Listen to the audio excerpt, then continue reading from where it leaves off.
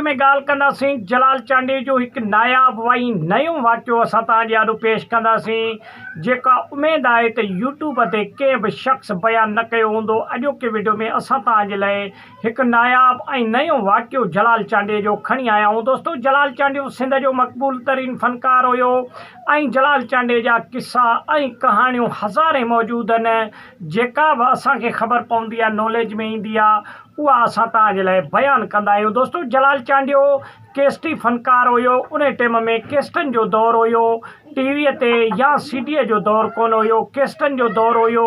ऐं उन टाइम ते पीटीवीअ ते ऐं ब्लैक एंड वाइट टीवी हूंदी हुई, जेका माण्हू ॾिसंदा हुया। दोस्तो, जलाल चांडियो रेडिया हूंदा हुया, माण्हुनि वटि टेप हूंदा हुया, सोनी जा टेप हूंदा हुया।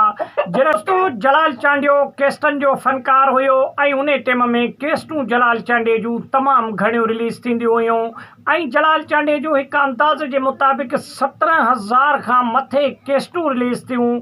ऐं उन खां अलावा जेके फंक्शन शादीअ जा थिया ऐं ॿिया जेके महफ़िल थिया दरगाहनि ते थिया, उहे उन खां अलावा आहिनि। त दोस्तो, जलाल चांडियो पंहिंजे तर में जिथे बि महफ़िल में वेंदो हुयो, ज़रदारनि जो हिकिड़ो छोकिरो जलाल चांडे ते आशिक़ थी पियो ऐं तमामु घणो शौक़ीन ऐं जलाल चांडे खे पंहिंजो पीउ करे सॾींदो हुयो।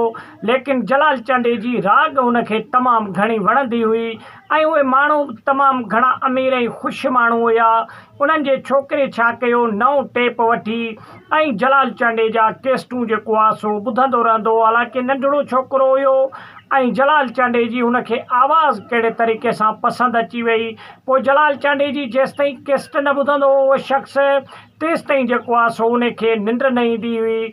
पोइ ईअं हलंदे कंदे हिकिड़े ॾींहुं जलाल चांडियो उन्हनि जे ओताक ते वियो ऐं जलाल चांडे जो उन्हनि सां खाइण पीअण वारो रवैयो हुयो। हो ज़रदारी हुया, जलाल चांडियो चांडियो हुयो, नवाब शाह ऐं मोरो पाण में गॾियो पियो आहे, तर जा माण्हू हुया ऐं ईअं सम्झो उन्हनि सां खाइण पीअण वारो बि सिस्टम हुयो जलाल चांडे जो। पोइ जलाल चांडियो जॾहिं उन्हनि जे ॻोठ वियो, ओताक ते वियो, त उन शख़्स खे, उन नंढड़े खे जॾहिं ख़बर पई त डोड़ंदो अची जलाल चांडे जे पेरनि ते किरी भाकुर पाए ऐं जलाल चांडे खे चयईं त अबा तूं आयो आहीं असांजे ओताक ते ऐं मानी ऐं चांहि मां पी पोइ वञिजांइ, ईअं जल्दी न वञिजांइ। त जलाल चांडियो उन नंढड़े खे ॾिसी तमामु घणो हैरान थियो त हे नंढड़ो शख़्स थी ऐं कीअं जेको आहे सो एॾो एतिराम ऐं एॾी इज़त पियो करे असांजी। पोइ अहिड़े तरीक़े सां जलाल चांडियो जॾहिं वञण वारो थियो त 500 जो नोट कढी उन छोकिरे खे खीसे में विधईं। चयईं, बाबा हाणे हे टेप वठी नओं ऐं केस्टूं वठी ऐं तूं मुंहिंजा कलाम ॿुधजां। त दोस्तो, अहिड़े तरीक़े सां वक़्तु गुज़रंदो वियो। जॾहिं छोकिरे जी शादीअ जो वारो आयो त जलाल चांडे खे ख़बर पई त हिन नंढड़े जी शादी आहे।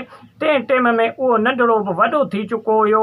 पोइ जलाल चांडे चयो त बाबा इन महफ़िल जी मूंखे दावत तव्हां ॾियो या न ॾियो, लेकिन इन महफ़िल में मां लाज़मी अची ॻाईंदुसि ऐं बिना मुआवज़े जे ॻाईंदुसि, 1 रुपयो बि न वठंदुसि। दोस्तो, जलाल चांडे जा अहिड़ा सवें महफ़िल आहिनि सिंध में जिन्हनि में जलाल चांडे उन्हनि खां 1 रुपयो बि न वरितो, फ्रीअ में ॻाए करे वियो हलियो। दोस्तो, जलाल चांडियो लालची फ़नकार न हुयो, पैसनि जे पोयां भॼण वारो फ़नकार न हुयो।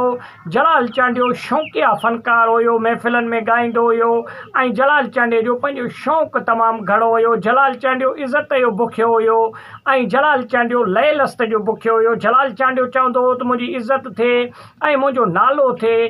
पैसे जे पोयां जलाल चांडे कॾहिं बि जेको आहे सो विढ़त न कई। त पोइ दोस्तो, उन नंढड़े जी, उन छोकिरे जी, ज़रदारीअ जे छोकिरे जी शादीअ ते वञी कठे थियो। सॼी राति उन महफ़िल में ॻायो ऐं सुबुह जो लाऊं ॾियारे अहिड़े तरीक़े सां जलाल चांडियो पंहिंजे ॻोठ हली आयो। दोस्तो, जलाल चांडियो सिंध जो उहो फ़नकार आहे जंहिंजो झंग झर टेप रक्शनि वारा, गाॾियुनि वारा ऐं ट्रैक्टरनि वारा तमामु घणो केस्ट जेको आहे सो जलाल चांडे जे हलाईंदा ऐं ॿुधंदा हुया।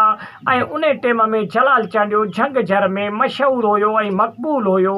त वॾी महिरबानी, मिलंदासीं के नए कहाणी ऐं नए एपिसोड सां। तेसिताईं वीडियो खे लाइक करे छॾियो, चैनल खे सब्सक्राइब करे सुठो कमेंट ॾेई पंहिंजे राय जो इज़हार लाज़मी कंदा। जे अगरि फेसबुक ते था ॾिसो त वीडियो खे शेयर लाज़मी करे छॾियो।